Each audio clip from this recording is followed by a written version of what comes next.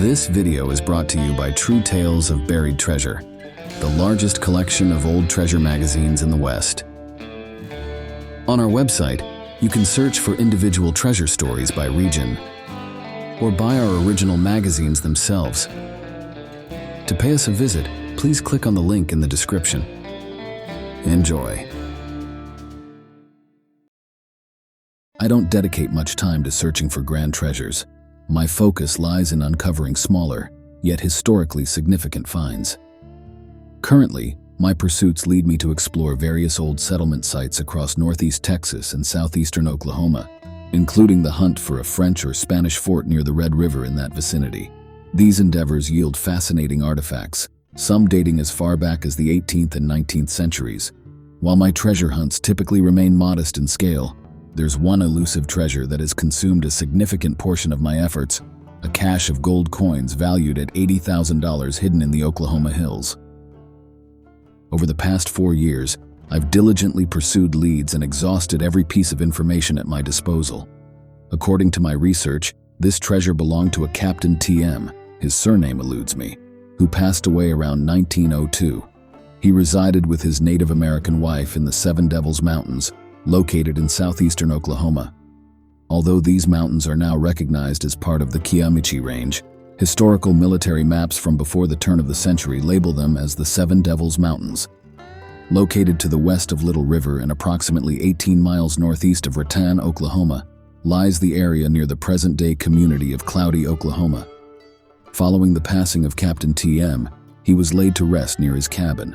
His wife, who outlived him by several years, communicated through an interpreter as she was unable to speak English. She recounted that prior to his demise, her husband had journeyed to Paris, Texas, where he enlisted the services of a tinsmith to craft a copper box intended to contain the gold coins he had amassed over the years. Upon their return home, she and her husband emptied the gold coins onto the cabin floor and meticulously counted them before transferring them into the copper box. The sum totaled $80,000 worth of gold coins, which her husband then clandestinely removed from the cabin and concealed in a location undisclosed to her. Captain T.M.'s wife recounted that her husband held considerable sway in the local community and boasted numerous friendships. Whenever someone faced financial straits, they would seek his aid, and upon his assurance, they would journey eastward to secure the funds. Meanwhile, her husband remained at the cabin. She elaborated that he typically stayed behind while the borrower went to procure the money. Approximately 30 minutes later, the captain would return with the requested sum, thereby alleviating the financial burden. The cabin, inhabited by the captain and his Native American wife, was perched atop a small hill within this mountainous region.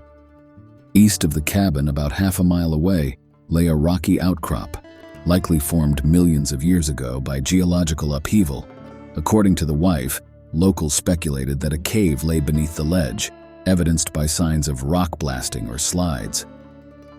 Over the past 4 years, myself and 2 companions, Charles Golden and Jack Kimball, both hailing from Paris, Texas, have embarked on numerous weekend excursions into the rugged terrain of the Seven Devils Mountains in pursuit of the elusive cache of gold coins.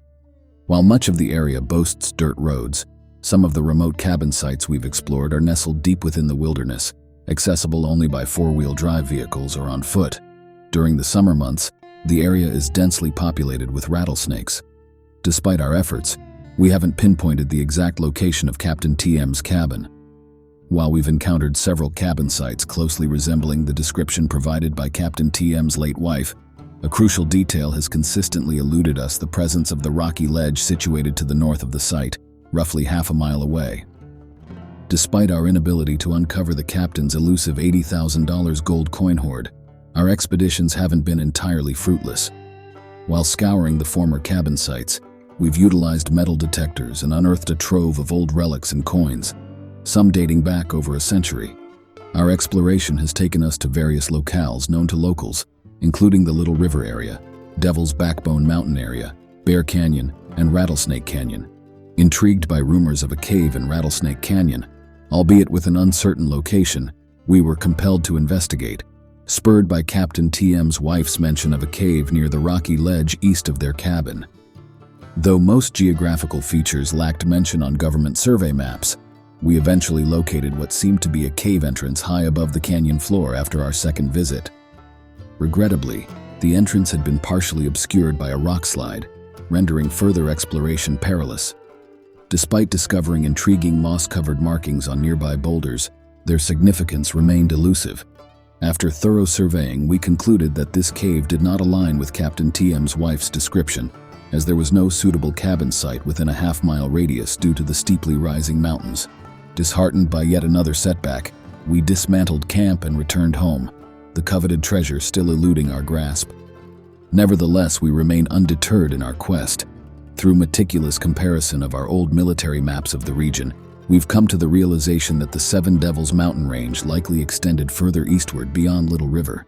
Consequently, we've resolved to expand our search in that direction, and are already in the midst of planning our next expedition to resume our pursuit of Captain TM's elusive copper chest containing $80,000 worth of gold coins. Should we chance upon the perfect cabin site, accompanied by the telltale rocky ledge or uplift situated half a mile to the east, rest assured, the fervor of our search will be reignited with renewed vigor and anticipation. Another story about the mystery of undiscovered treasure comes from Colorado. Here's the story. The query about the fate of the Reynolds Gang loot, pilfered during a stagecoach heist at Kenosha Pass, Colorado, in 1865, remains a contentious topic among historians. While the existence of the gang and the robbery's occurrence are undisputed, discrepancies arise regarding the specifics. In actuality, the robbery transpired in 1864 at the McLaughlin Stage Station, situated west of Kenosha Pass near present-day Como, Colorado. Estimates regarding the stolen amount vary, with figures ranging from $50,000 to $100,000, though $60,000 is commonly cited. At present-day values, any portion recovered would yield substantial rewards, with the gold's worth potentially increasing 15-fold since 1864, and coins fetching significantly more than their face value. Jim and John Reynolds, hailing from Texas, initially sought their fortunes through prospecting and mining camps around Tarryall and Fairplay. However, finding little success, they turned to petty crime, preying on fellow miners and occasional ore shipments. With the outbreak of the Civil War, the brothers, joined by a handful of like-minded individuals sympathetic to the Southern cause, intensified their criminal activities, effectively bringing the North-South conflict to the western frontier. Following Jim's brief incarceration in Denver for a holdup, he orchestrated a daring escape, allegedly aided by a sympathetic jailer with Confederate leanings. Reuniting with John, they formed a small band with ambitions to plunder Colorado's gold reserves for the Confederate cause. Despite claims of Jim's supposed commission as a Confederate colonel, their exploits began with the successful robbery of a New Mexico wagon train, yielding $63,000 in gold. As dissent within the gang grew, Jim buried the loot, leading to their eventual split and a failed attempt to rob the Denver Mint. Subsequent clashes with authorities resulted in the gang's demise, with Jim and several members meeting their end at the hands of either the Army or vigilantes en route to Fort Wise near Pueblo. The fate of the ill-gotten gains remains shrouded in mystery. While some speculate that John Reynolds reclaimed the buried treasure, others suggest he met his demise in a skirmish with a Mexican rancher during a horse theft, leaving the loot concealed in Handcart Gulch, where it presumably remains hidden to this day. Thanks for watching. If you'd like to read the original article or purchase the magazine from which it was taken, please check out our website, truetalesofburiedtreasure.com.